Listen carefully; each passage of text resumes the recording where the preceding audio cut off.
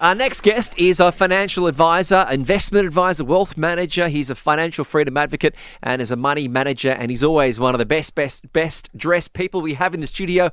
Abhiskek Datta, thank you very much for coming in. Thank you for having me again. It's always great to be in here. So many people are talking about the market at the moment. We're seeing consumer confidence dropping across Europe, particularly in the United Kingdom.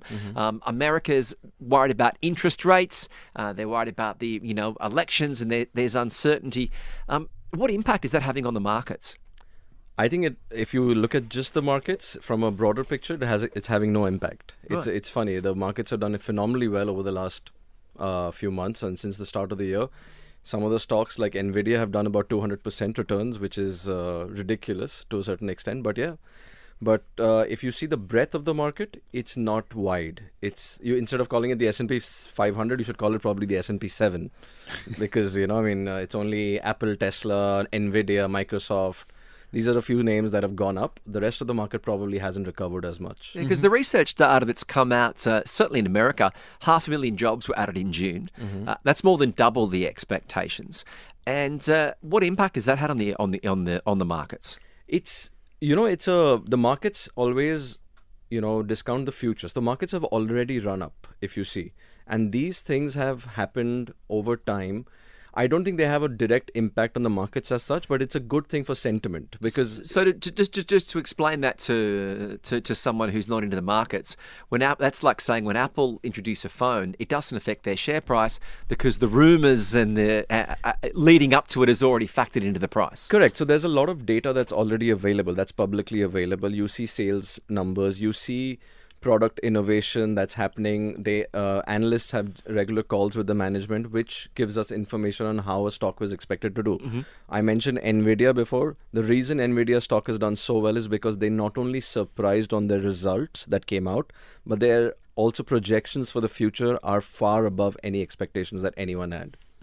So when you see something like this, when you say that the analysts are in conversations and there is more intelligence that comes out, information that comes out, how does one keep their fingers on the pulse in a market which is as dynamic as this?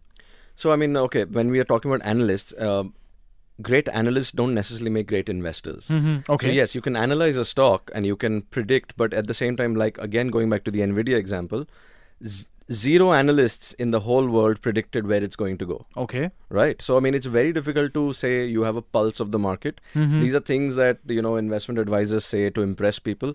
But at the end of the day, there is no holy grail that will help you understand where the market's going to go in the next few months, in a few years, or even the next few weeks. There's no way to know that.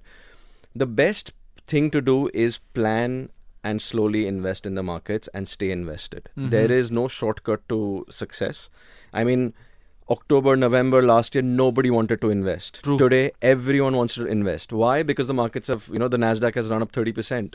So, the retail investor always gets in once the rally's already taken place. That's right. So, it's always better instead to just keep investing regularly in a disciplined manner, just like going to the gym every day.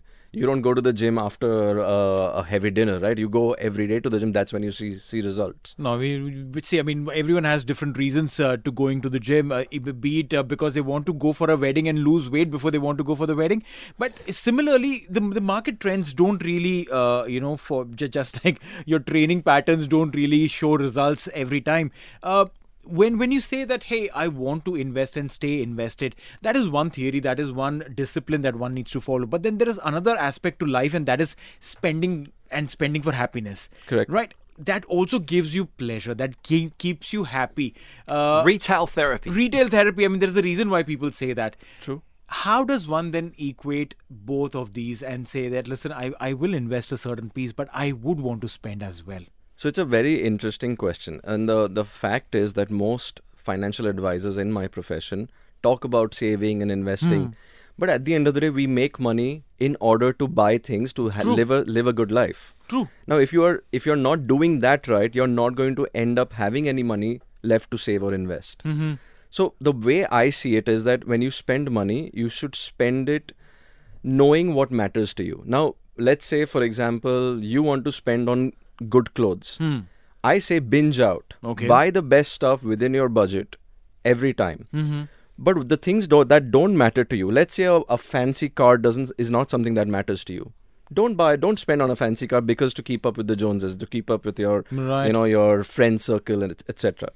Buy what matters to you and go all out on that. What if everything matters? That's you've got to have be Self-discipline. Yeah. yeah. I mean self-discipline, but knowing oneself is very important when it comes to money as well.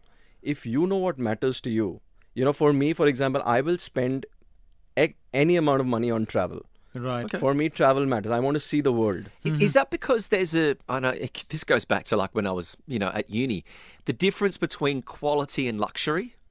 So there's an idea of we can have luxury items to make us feel good, but what you're saying to Neil is, no, buy really good quality items with your money, the best that you can afford. That the quality, luxury, it doesn't matter. It's what makes you feel good. Yeah. Spend money in a manner that makes you feel happy. Not to compete with someone else. Your wealth is not relative to someone else. What you're talking about, luxury, could be me being able to do whatever I want with my time. But have you defined what you want to do with your time? This is what I ask. What do you want to do in retirement? I want to be able to do whatever I want, whenever I want, without having to worry about money. Yeah. But drill it down. What is it that you actually want to do? Yeah. If you know that, you can spend time, spend money trying to achieve that. Okay. But today what happens is we spend mindlessly. We go to the mall, impulsively we end up buying stuff. Instead, for me, for example, I've always had this, like, I spend on technology, for example. I will upgrade phones, which is completely nonsensical, but I enjoy it. Setting up a phone every time from That scratch. new phone feeling. Yeah, absolutely. It sounds the same, it looks the same, I still call the same way, I still use the same WhatsApp. It doesn't actually matter, but for me, it makes me feel better. And what do you do with your old phones? I sell them. There we go. Yeah. See? Now, this is interesting because I'm not a technology person. As much as I keep my eyes and ears on everything that's happening in the world of technology, you see, I'm using an iPhone XS, which is 4 generations, maybe 5 generations old. It serves my purpose. I'm whatever video quality I have to make, it gives me that. Picture quality is good because I'm going to put it up on Instagram. It's not going to go on like a 90mm screen. But also the same vein. See, I'm a guitarist, and I can go out and buy a guitar for 800 dirhams. I could spend 25,000 dirhams. Right. And to the average person, that would look exactly the same. But to me, I know I'm playing a V-shaped neck, and I know this board, and I know what and I know the quality. Right. And it makes you happy. Yeah, and I know that when I'm playing this, I'm like, the average person they don't get it. But I know that this has got a sound and a feel to it that you can't buy. Correct. So that makes you happy. Now, Yeah. someone driving a Ferrari could make him really happy. Yeah. I don't care. Yeah. I'd never want to own a sports car. I have no, fascination towards driving really fast on these roads. Right. That is not something that fascinates me. But being able to travel, being able to see the world, explore culture, try different kinds of food, that excites me. So I will spend money on that, even if the ticket prices are high, which will make no sense. Someone told me, oh, you traveled on the Eid break, the ticket prices must be really high. But I was like, yes, but if I stayed here, I would also spend more money. So where's your next place you're traveling to? I don't know. I want to go to Japan. That's my... Now I think it's... the visa is on... visas, is it yeah, e-visa? that's right. visa for UAE residents. So. Yeah. For us Indian passport holders, we Yes, need to yeah. be We have very to mindful. plan. We We have to be very, plan. very mindful. Can't just pack our bags and leave, Kitch. Yeah. Well, no, it's getting harder for Aussies. Oh, is it? Yeah, I went to- you can't go to England, I know. We can't. No, England. No, well, we can't go to England without security. No, the EU are putting a visa up for Australians. Oh, is it? Yeah, I was at Turkey. I went to one of the Eid breaks, and they stopped me, and they were like, "Sorry, you can't come in without a visa." Oh, And, really? Yeah, I was stopped there, just handing the passport over. But so if you have a US visa or a Schengen visa, I just went to Turkey. Yeah. You just you just go An online and e-visa. download the visa. No, they're basically it's an over the counter. You got to Yeah. buy the visa there. Right. And get it. Yeah. No, but see, we talk about all of these things. Obviously, the luxury to do what you want to do, and I would want to use the term luxury because not everyone, if we probably just turn back time, not everyone probably had that kind of luxury to travel or to buy whatever they want to even keep them happy within their means.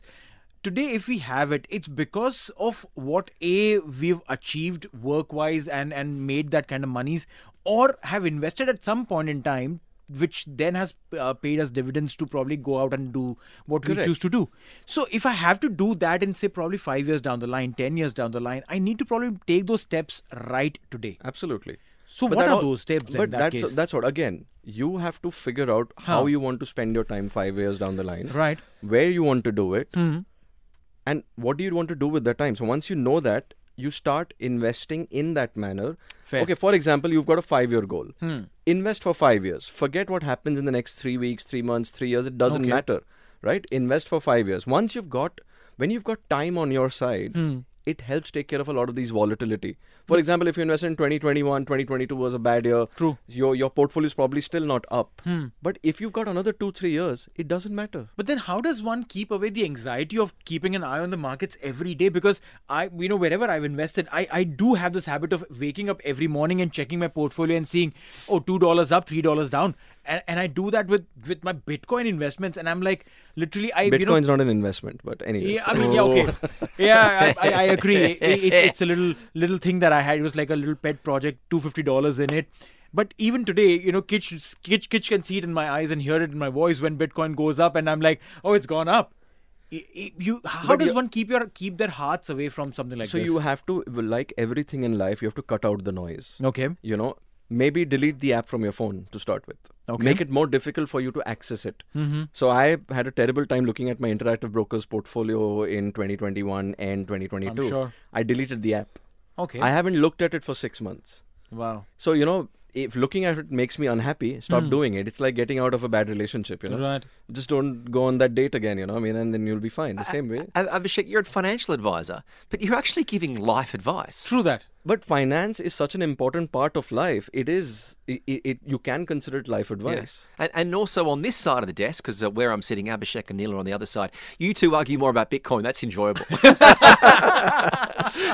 No. I honestly think cryptocurrencies have a future.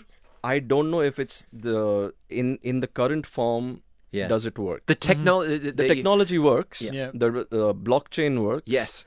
But is Bitcoin the answer? Is there tomorrow? Is the government going to come out with their own digital currency? Right. Is that going to stick around? We don't know. Yeah. So until then, I would, if unless I have extra money which I can speculate with. If you have speculative money, go ahead. Invest. I'll be very honest. It's just $250. Okay. It is actually $250 and not a penny more that I've put in Bitcoin and Ethereum and whatever.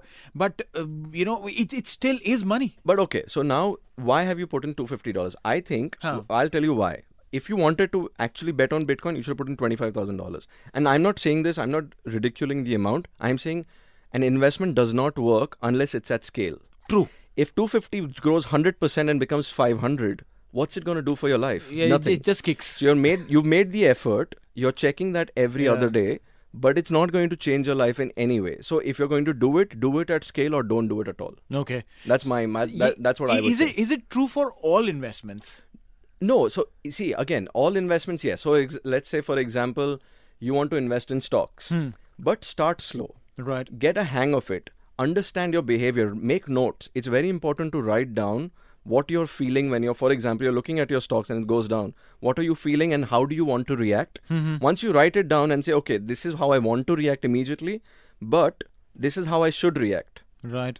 And then, you'll slowly build a system by which you understand your own impulses and you train yourself to become a better investor. It's a time-taking process. It It's is. not, you don't become a good investor overnight. It's, again, knowing yourself, knowing your impulses and controlling those will help you become a better investor or even a trader. But give it time and scale up over time. Unless you have excess money today that you want to put in at one go, scale up over time. Put in $1,000 every month, see how it's doing. Average out. If you believe in Microsoft as a stock, it doesn't matter if it falls 40%. You're going to buy more into it. Go ahead and average out. But if you believe that the stock is going down and is not going to come back up, get out. Book that loss today.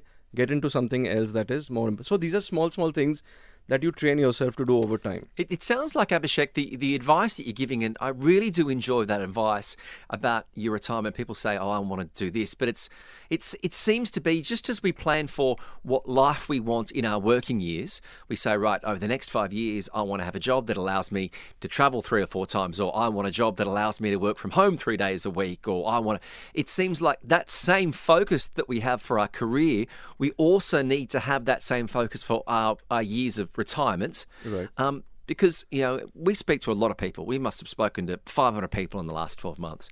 And what's fascinating about successful people is they're no different from you and I, but somewhere along the line, they let go of that noise and they realized what they wanted to do. They may not have been better than other people, but they just had a single-minded view of, this is what I want to do. Absolutely. And I want to get there. But everything you only become successful if you cut out the noise. Yeah. If you want to conform to society, any successful person, take Elon Musk, take Tom Cruise, whose Mission Impossible movie is coming out. If he conformed to societal norms, would he be Tom Cruise today? And he wouldn't look like he does. Oh, 61. If I look like that at 61, I don't know who he's seeing or what he's doing, but something's working. Yeah. Well, it's great to get your insights. Thank you very much. You've invigorated me to go out and spend more money. Thank you. I hope you do it well, though. Look, I'm not sure about that, but look, if people do want to get in contact with you, what's the best way? I'm reachable on my mobile at 055-3539-327 or my Instagram handle xinstadatta. Reach out to me, or on LinkedIn,